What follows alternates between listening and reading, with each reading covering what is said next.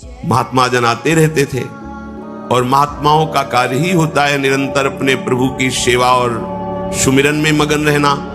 सेवा सुमिरन ये बहुत बड़ी सामर्थ्य है। अगर हम हर समय सेवा और सुमिरन में रहें तो कभी कोई माया प्रपंच हमें परास्त नहीं कर सकता। जहां हम सेवा सुमिरन से अलग हुए वहीं माया का प्रभाव पड़ता है। भगवान का शालिग्राम स्वरूप उनके पास था, खूब भाव से सेवा कर रहे थे और नवीन अवस्था की कोमल हृदय वाली ये दोनों सखियां देख रही थी। इनके मन में आया ऐसे हम भी ठाकुर सेवा करेंगे। देखने से सुनने से हमारे हृदय में प्रभाव पड़ता है। गंदी बातें देखेंगे, गंदी बातें सुनेंगे, उसी का चिंतन होगा, हृदय गंदे आचरणों की प्रेरणा वाला बन जाएगा। अगर हम भागवतिक बातें सुनेंगे, भागवतिक दर्शन करेंगे तो भागवतिक चिंतन होगा, हृदय भागवतिक प्रेरणा वाला बन जाएगा। कई दिन संत भगवान रुके, रोज सेवा कीर्तन कथा, सरल हृदया। उन दोनों सखियों में बात आई कि चल करके संत भगवान से कहते हमको भी ठाकुर जी दीजिए। दोनों ने चरण पकड़कर प्रार्थना की, गुरुदेव हमारे हृदय में भी इच्छा हो रही कि हमें ठाकुर सेवा मिले। अब दोनों बच्चे ही थे। संत भगवान ने विचार किया सेवा पद्धति में बहुत सावधानी की आवश्यकता होती है। अभी ये बच्चे हैं, कहीं सेवा अपराध न बन जाए। सेवा अपराध भी होता है। उपासना में चलने वाले उपासक को सेवा अपराध और उप सेवा अपराध 32 ये 64 इन पर सावधान रहना चाहिए। ये गलती नहीं होनी चाहिए। जैसे आप ठाकुर सेवक हैं, अपने घर में सेवा विराजमान किए हुए हैं। अब जैसे आपको ठाकुर जी के दर्शन के लिए जाना है, जहां तक ठाकुर जी के दर्शन करने के लिए जाना है, हो सके तो पादुका ना पहने, नंगे पैर दर्शन करने जाए। यदि आप में ऐसी सामर्थ्य नहीं है किसी कारण से, तो सीढ़ियों में पादुका नहीं पहनना चाहिए। जहां से मंदिर की सीढ़ियां हैं, पादुका उतार कर माथा रखकर सीढ़ी में फिर चढ़ना चाहिए। खड़ाओं या पादुका पहन करके श्री विग्रह के दर्शन करने के लिए जाने में फिर अपराध लगता है। अरे अपने मालिक के दर्शन करने जा रहे हैं, स्वामी के दर्शन करने जा रहे हैं, प्रभु के दर्शन करने जा रहे हैं, तो अपनी कुटिया से और मंदिर तक नंगे पैर जाना चाहिए। ये भावना रखनी चाहिए। भरत जी जा रहे हैं प्रभु के दर्शन करने के लिए, अयोध्या से पैदल ही चले थे, तो सुकुमार चरणारविंद तो बड़े बड़े फफोके छाले पड़ गए थे। वशिष्ठ जी ने देखा, सबने मिलकर भरत जी से कहा पालकी पे बैठ जाइए। उन्होंने कहा हाँ, मेरे प्रभु यहां नंगे पैर चले हैं और मैं पालकी पे बैठ जाऊं? उचित तो यह है कि अपने प्रभु के दर्शन के लिए मैं जा रहा हूं, तो जहां जहां प्रभु के चरण पड़े वहां मेरा शीश पड़े, अर्थात सिर भर जाऊं। उचित मोरा सबते सेवक धर्म कठोरा, यहां मैं सर के बल चल के जाऊं, पर असमर्थ हो। तो आप कह रहे हैं पैर में छाले पड़ गए, आप सवारी में बैठ जाइए। ऐसा नहीं हो सकता। तो अपने प्रभु के दर्शन करने के लिए जब जाए तो हो सके सामर्थ्य हो तो पादुका न पहने, कोई खड़ाऊं चप्पल जूता आदि ना पहने। अगर पहने हैं तो बस सीढ़ी तक ही पहन कर जाए, ऊपर सीढ़ियों के नहीं। इतने सुकुमार मत बनो, ये आग में जलाया जाएगा शरीर, ये गाड़ दिया जाएगा शरीर, इससे ज्यादा प्यार ना करो। अब इतना दृढ़ विश्वास कि ये बच्चे हैं, सेवा भाव कैसे पूर्ण कर पाएंगे? तो उन संत भगवान ने दोनों बच्चियों से कहा कल ठाकुर जी लाएंगे, हम आपको दे देंगे। तो गांव में घूमे तो आसपास गोले गोले से पत्थर मिले, पत्थर लाए 2 और कहा कि ये लो तुम्हारे ठाकुर जी। दोनों को देखो, गुरु वचनों पर और गुरु प्रदत्त सेवा वस्तु पर कितना भाव होना चाहिए। उन्होंने दृढ़ विश्वास किया कि मुझे भगवान गुरुदेव ने दिया, ये भगवान है मेरे। दोनों ने अपने हृदय से लगाया। अब एक जमींदार की पुत्री थी, एक राजकुमारी, स्वर्ण के सिंहासन में, और उनका नाम रखा शिल्पिल्ले ठाकुर। शिल पत्थर, तो उनका तुम्हारे ठाकुर का नाम शिल्पिल्ले गोविंद है। दोनों सिंहासन पर रखकर आराधना करती। भाव प्रतिपल बढ़ता गया, नाम निरंतर जप। गुरु प्रदत्त ठाकुर पर विशेष चमत्कार हृदय में प्रकट होता है यदि उन्हीं की नियमावली से चलो। अपने मन से बाजार से खरीद लाए, विराजमान किए हैं, कभी सेवा की कभी नहीं की, वो भी अच्छा है, कम से कम भागवतिक भाव तो है, लेकिन सिद्धि जो प्राप्त होती है वो गुरु कृपा से, गुरु प्रदत्त ठाकुर से। जैसे धन्ना जी को भांग के बट्टे में ठाकुर जी प्रकाशित हो गए, गुरु प्रदत्त। अब ये सखियां जब बड़ी हुई तो इनके ब्याह की बात थी। तो जो राजकुमारी थी उनका राजकुमार से किसी से ब्याह तय हुआ, ब्याह हो गया। अपने माता पिता से जब विदाई ली तो अपने ठाकुर जी को जो सिंहासन में थे, सिंहासन से एक सुंदर पेटी में से और गोद में रखा, और अंदर ही अंदर जल रही है कि प्रभु मैंने प्रीतम आपको माना है, संसार के व्यवहार में ये प्रीतम बना हुआ है, पर प्रभु हमारे प्रीतम दो नहीं हो सकते, हमने हृदय से आपको माना। इसी विचार में वो बड़ी उदास है। पहले पालकियों में ऐसा राज सैनिक चल रहे हैं, पालकियों में वो बहू जा रही है और राजकुमार घोड़े पर। राजकुमार बार बार पालकी के समीप जाता, दर्शन करने की इच्छा होती है ना, तो उदास देखता, मन में बड़ी गिलानी हुई। उसने कहा, एक नदी थी, उसने कहा यहां हम थोड़ी देर विश्राम करना चाहते हैं, राजकुमारी की पालकी रखी जाए और सैनिक दूर खड़े हो। तो राजकुमार वैसे ही आज्ञा हुई। तो बात करना चाहते हैं पर वो ना देखती है और ना बात करती है, और इतना सुंदर रूप, क्योंकि ब्रह्मचारिणी और भगवत आराधना। अब उसके हृदय में जलन हुई कि ऐसा क्या है जो हमसे बात नहीं कर रही। बस बार बार ऐसे पिटारी खोल के ऐसे ठाकुर जी को देखती। नाम जप और सेवा के प्रभाव से वो सिल नहीं रह गया था, वहां उसको सांवरे श्याम सुंदर की झांकी मिलती थी। जब अपने शिल्पिल्ले ठाकुर जी को देखती तो ललित त्रिभंगी श्री लाल जो महाराज श्याम सुंदर दिखाए, अत्यंत आसक्ति। गुरु प्रदत्त किसी भी शब्द में, किसी भी वस्तु में दिव्यता होती है, बस हमारी भावना होनी चाहिए। अरे बोले ये हम नहीं दे सकते, ये गुरु प्रदत्त है, नहीं हम प्राण दे सकते हैं, लेकिन ये नहीं। जिसका गुरु वचन पर, गुरु प्रदत्त वस्तु पर, गुरु प्रदत्त ठाकुर पर दृढ़ निष्ठा हो गई, वही सिद्ध हो जाता है। अब उसने समझ लिया कि पिटारी में जो कुछ है यही हमारे और राजकुमारी के बीच में बाधा है। दो चार दासियों को बुलाया और कहा इनको बातों में उलझाओ, पिटारी पीछे हमें दो।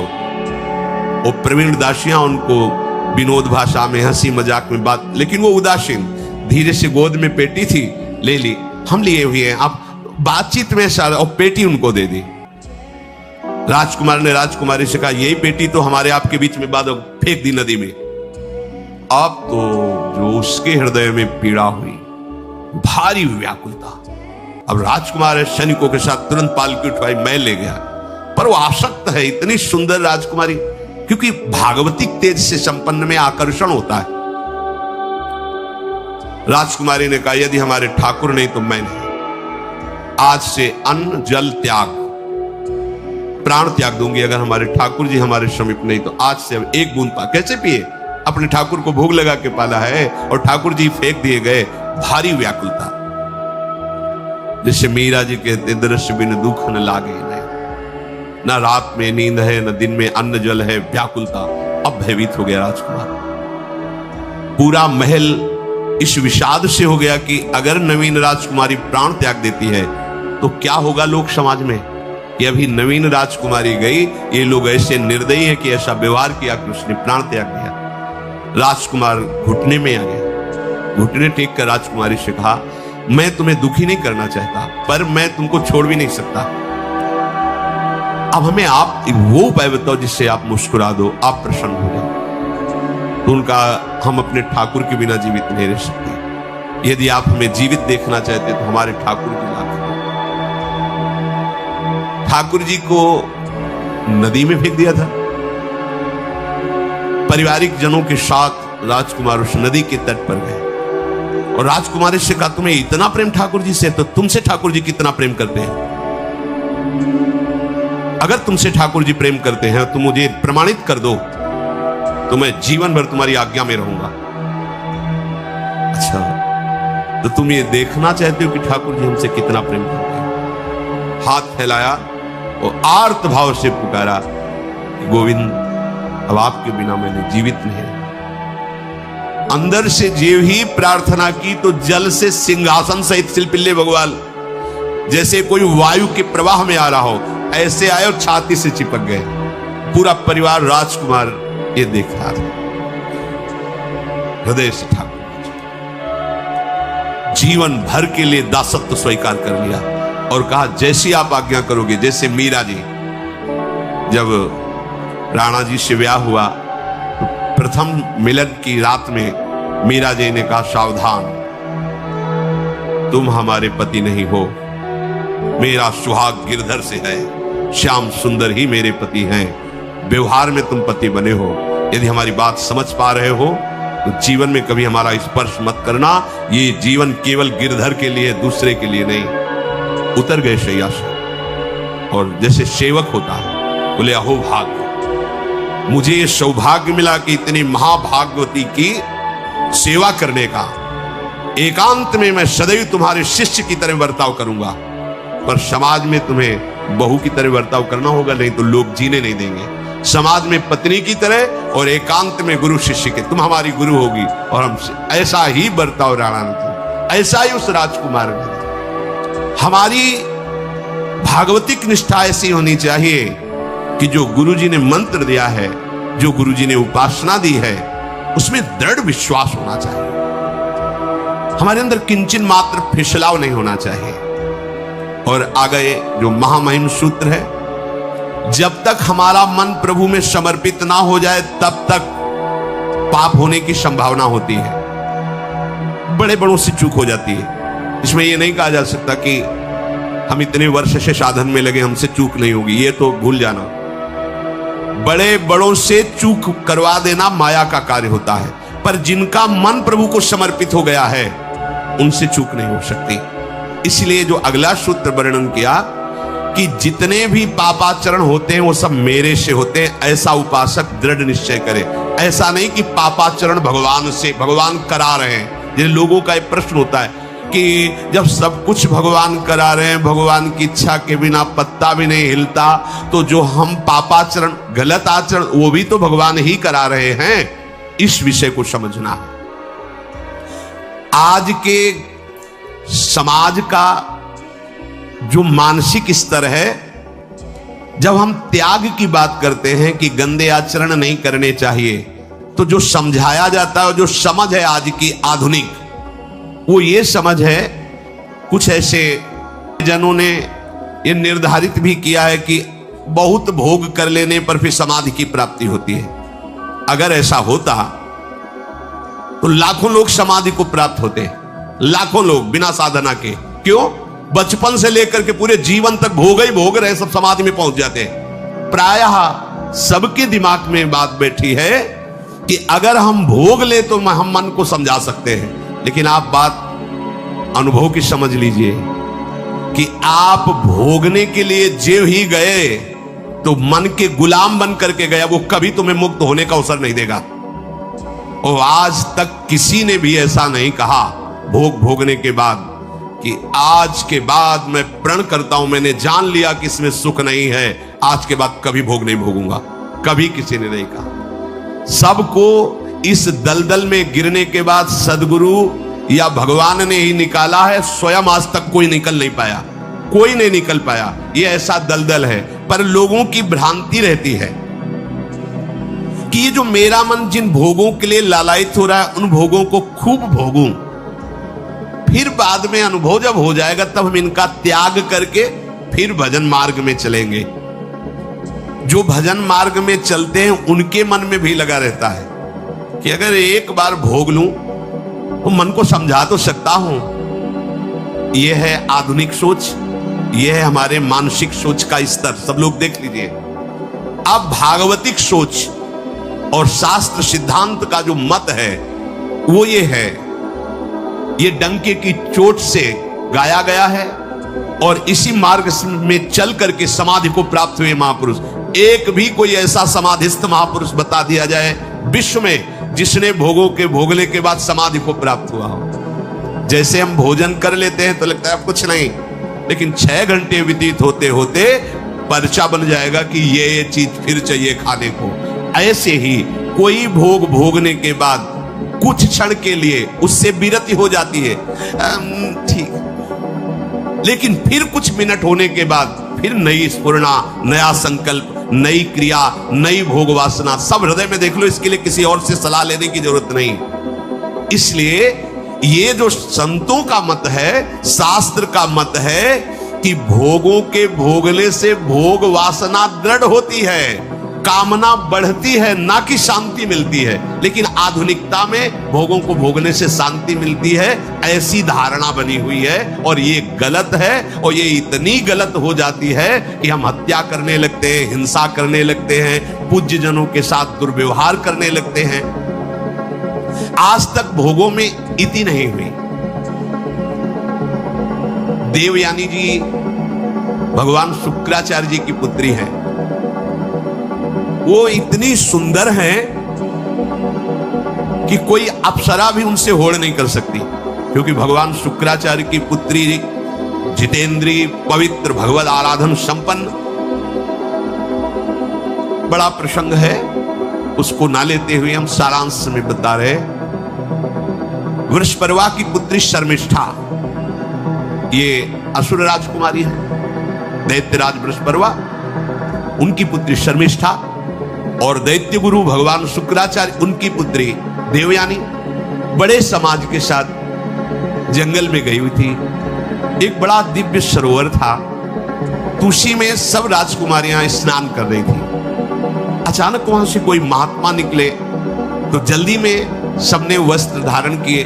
तो शर्मिष्ठा के वस्त्र देवयानी ने और देवयानी के वस्त्र शर्मिष्ठा, वो महात्मा निकल गए। वहां कोई उनको टिकना तो था नहीं।